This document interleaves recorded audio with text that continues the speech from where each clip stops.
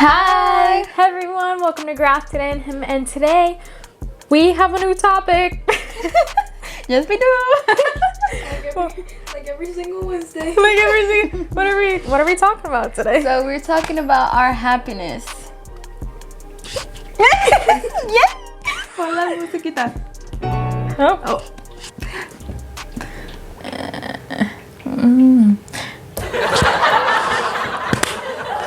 Yay! We're so happy.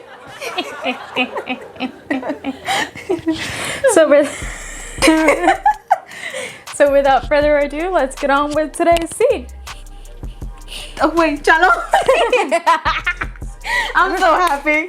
So without further ado, let's get on with today's seed. Shalom. So I wrote here that happiness comes when we seek God and obey Him in faith. But God not only wants us to be happy, but I believe, and we all believe, that He created us to be happy. And we can find that in Psalms 84:5. It says, "Happy are the people whose strength is in you, whose hearts are set on pilgrimage." Pilgrimage, yeah. Yeah.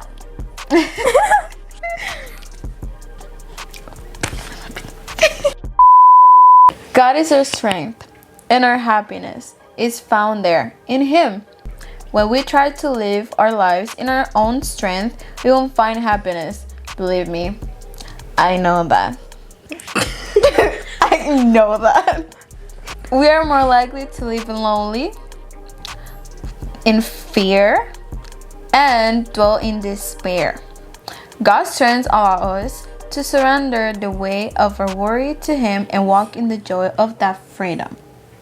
And that's pretty much basically a little bit what we talked about last week about leading and operating in our spirit versus operating in our flesh. There's a different definition in happiness in context of spirituality and flesh.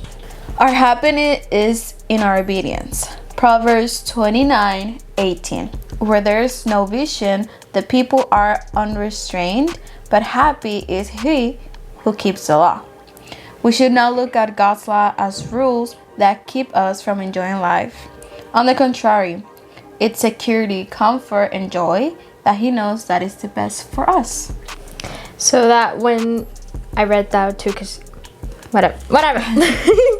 I tied that to Psalms 119:35. Psalms 119, 35 says, "Make me walk along the path of your commands, for that is where my happiness comes from." That's pretty self-explanatory. You know where your happiness comes from? Walking in along the path of God's commandments and His laws and instructions.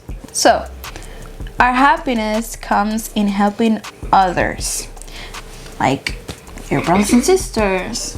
You know? Okay. Got it. I don't know the word. Can you say Ecclesiastes? Ecclesiastes. I don't even know how to say that. Ecclesiastes. Yeah, that. 3:12. I know that there is nothing better for people than to be happy and to do good while they live. Doing good to others is certainly a key component of being happy. So when you help others, you will feel good about it. Like, have you felt that? Yeah. I certainly do. Like when I'm helping, I don't know, even in school, I feel so good. I'm like, wow, I'm such a good person. I just helped that person. Our happiness is in our faith. Luke 1:45. Happy is she who believes that the Lord will fulfill the promises He made to her. So, to kind of redirect and have a and have a common knowledge of how to differentiate our happiness. A lot of people, let's use social media as an example, right? When we're on social media, sometimes what is predicted or what is shown out in social media is kind of like the dream life. You ever see those social media influencers living it up at parties, or going out to a really fancy restaurant, meeting some other celebrities? That is sometimes considered the dream life. And I feel like when we go on social media and we see that, the flesh part of ourselves goes, ooh, I want that. I so want that's gonna make me really happy. But little do you know is that even being in social media or putting in your desires into something more materialistic or the dream life is only temporary. Like when you go on social media, you get happy for like a really good thing, like something so cool, whatever. You click off and you're like, it doesn't stick with you. It's not long-term happiness. It's more of a temporary happiness. And one thing that I've learned is that some people who operate like that are always in a constant, let's say, treadmill. You ever get a treadmill? Instead of going on a run, you go on a treadmill. You're running, but you're not going anywhere. When you go on a run somewhere else, you're going to start somewhere and somewhere else. You're still going somewhere. But when you're in a treadmill, you're going, but you're not getting anywhere. You're stationary.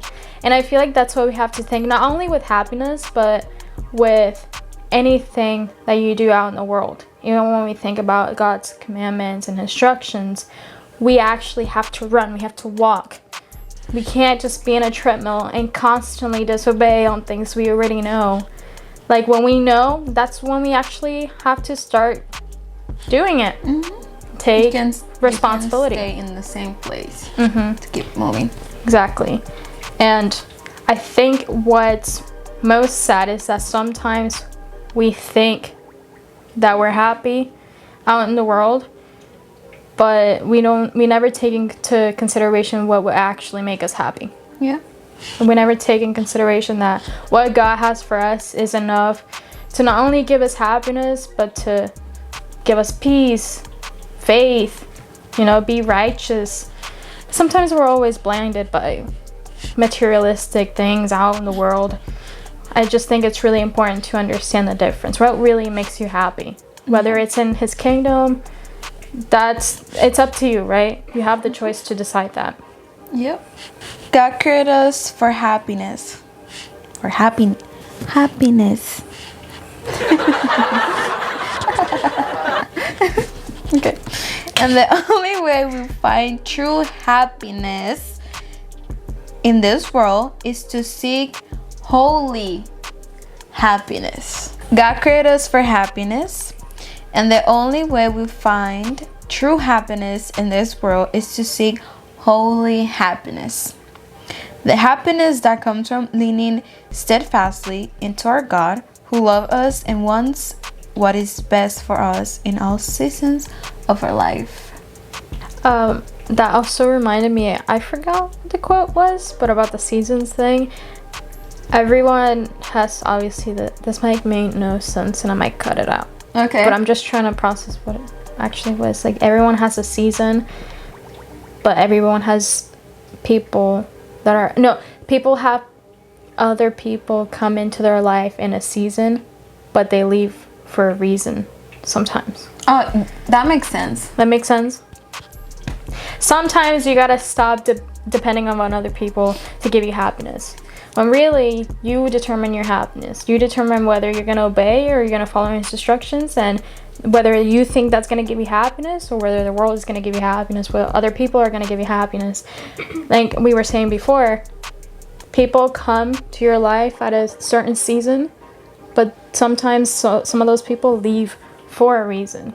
So take that into consideration. Yeah. Okay. We do have a... Oh, we're finished. We do have...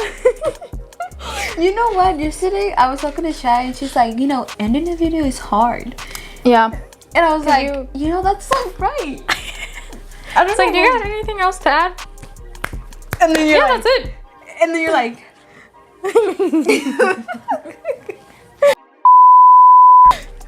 All right, so we do have a small announcement right now. There might be our next video, and you don't know this, but our next video will be in Spanish. no way. Yeah, I'm sorry. What? Yeah, new things are coming along, so we'll explain a little bit more on the next video, but this is our first season, and after the next video we're moving into a second season. You can take that metaphorically or physically or whatever you want to take it as. Season But 2 of Legacy.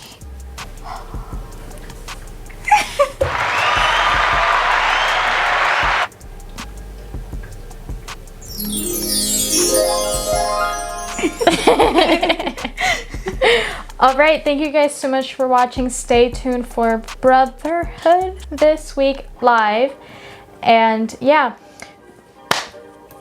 be happy. Go do what you gotta Happy, but be happy.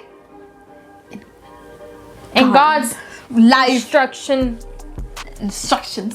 loss, and don't worry. Be Don't worry. Be happy. It doesn't mean that if you are in God's life, you're not gonna be happy or stuff like that. It doesn't Everyone mean that. experiences their own kind of happiness. Yes. I mean, it's a feeling. Yeah. So yeah. Thank you. Shalom. Shalom.